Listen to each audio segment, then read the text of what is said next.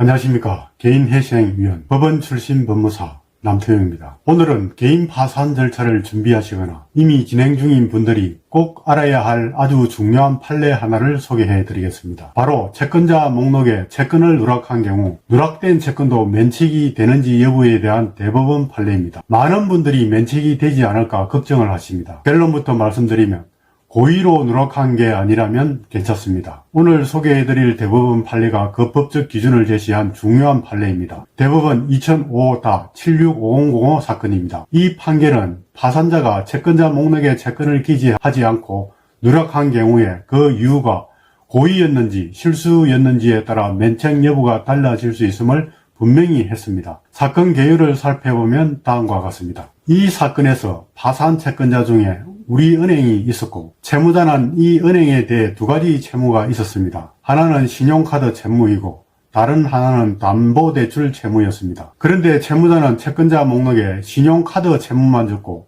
담보대출 채무는 배당으로 이미 정리된 줄 알고 빠뜨렸습니다. 채무자가 담보대출 채무를 채권자 목록에 빠뜨린 이유는 이 대출은 이미 경매 배당으로 다 정리된 줄 알았다. 즉 끝난 줄 알고 뺀 거지 일부러 숨기려고 한 게 아니었다는 것이었습니다. 그러나 우리 은행 측은 이 사람 알고도 뺀 거다. 고의다. 그러니까 면책시키면 안 된다라고 주장했습니다. 이 판결에서 대법원은 다음과 같이 매우 중요한 법리를 명확히 제시했습니다. 특히 파산 절차에서 채권자 목록 작성에 고민이 많으신 분들이 반드시 알아야 할 내용입니다. 먼저 악의로 누락한 채권만 비면책 채권이라고 판단하였습니다. 즉 비면책 채권이 되려면 파산자가 채권의 존재를 알고도 고의로 채권자 목록에 기재하지 않은 경우이어야 하며 실수였거나 몰랐던 경우는 이에 해당하지 않는다고 하였습니다. 단순한 착오나 부주의로 채권자 목록에 빠뜨린 경우는 면책의 효력이 인정된다고 판단하였습니다. 두 번째로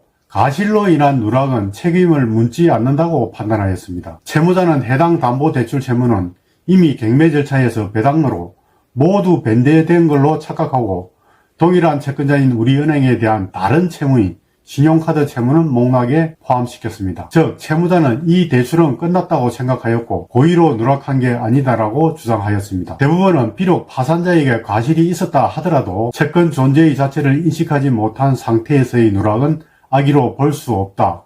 따라서 실수로 인한 누락은 면책 채권으로 인정해야 한다는 매우 실무적인 결론을 내렸습니다. 그러나 채권자인 우리은행은 면책 신청 전에 이미 이 대출 채권에 대해 소송을 제기했고 채무자에게 소장도 송달됐으니 이미 채무 존재를 알고 있었다라고 주장하였으나 대부분은 면책 결정 전에 소송이 진행돼도 악의로 단정은 어렵다고 판단하였습니다. 그 이유는 다음과 같습니다. 채무자가 고의로 빼려는 의도가 있었다는 명확한 정황이 없었고 오히려 신용카드 채무는 정확히 목록에 포함시켰기 때문에 전체적으로 고의 누락으로 보기 어렵다고 판단하였습니다. 이 판결은 현재의 채무자 해정법 하에서도 여전히 유의미합니다. 채무자가 채권자 목록을 작성할 때 실수로 누락했다면 그 자체로 곧바로 면책 불허로 연결되지 않는다는 것입니다. 채권자 목록에 채권을 누락했다고 해서 무조건 비면책 채권이 아니다라는 점에서 파산 면책 절차를 준비 중인 사람들에게 큰 안도감을 줄 수 있지만 여기에서 중요한 전제가 있습니다. 정말 몰랐다는 사실이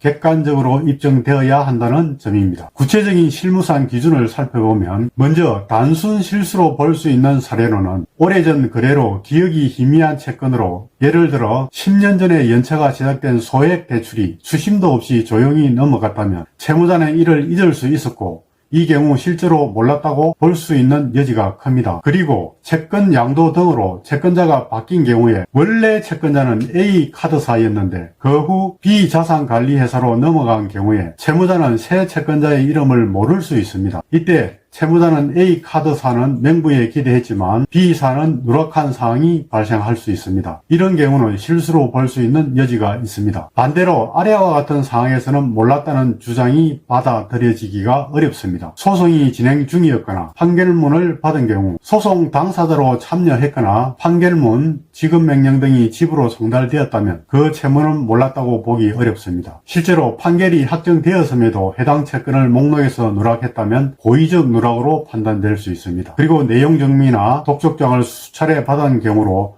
특히 채권 수심 업체가 최근까지 독속 전화를 하거나 내용 증명을 보냈다면 이는 인식 훼손을 강하게 보여주는 정황입니다. 이때 채권을 빼놓았다면 법원은 고의로 판단할 가능성이 높아집니다. 그리고 채무 확인서에 서명을 하거나 협상에 응한 기록이 있는 경우로 일부 채무자는 면책 신청 직전에 채무 조정을 시도하기도 합니다. 이런 경우 채무 존재를 인지하고 있었던 것으로 간주됩니다. 마지막으로 실무에서 자주 겪는 상황으로 몰랐던 채권이 뒤늦게 발견되었을 때의 대처법입니다. 먼저 면책 결정 전이라면 즉시 파산관제인 또는 법원에 채권자 목록 정정 신청을 하면 특별한 사정이 없으면 법원은 이를 받아줍니다. 만약 면책 결정 후라면 해당 채권자에게 면책의 효력이 있음을 설명하고 해당 채권이 면책에 포함되었는지 법적 검토를 받아야 합니다. 만약 고의 누락이 아니었다는 정황이 입증되면 해당 채권도 면책의 효력을 받을 수 있습니다. 이 대법원 판례는 우리에게 중요한 메시지를 줍니다. 완벽한 채권자 목록 작성을 목표로 하되 실수가 있었다면 적극적으로 설명하고 바로잡는 것이 가장 중요하다는 것입니다. 특히 개인 파산은 인생의 리셋 버튼을 누르는 절차인 만큼 정직하고 투명한 태도가 무엇보다 중요합니다. 나는 정말 이 채권을 몰랐다는 말을 믿게 하려면 그에 걸맞는 객관적인 증거가 필요하다는 점을 꼭 기억하시기 바랍니다. 오늘 영상에서 가장 중요한 포인트 다시 한번 정리해 드리겠습니다. 채권자 목록에서 채권을 빠뜨렸다고 해서 무조건 면책이 거절되진 않습니다. 고의로 누락한 게 아니라면 면책받을 수 있습니다. 단 정말 몰랐다는 주장을 하려면 그에 걸맞는 객관적인 증거가 있어야 한다는 점입니다. 오늘 영상이 개인 파산이나 면책 절차를 준비하시는 분들께 조금이나마 도움이 되셨다면 좋아요, 구독, 알람 설정 부탁드립니다.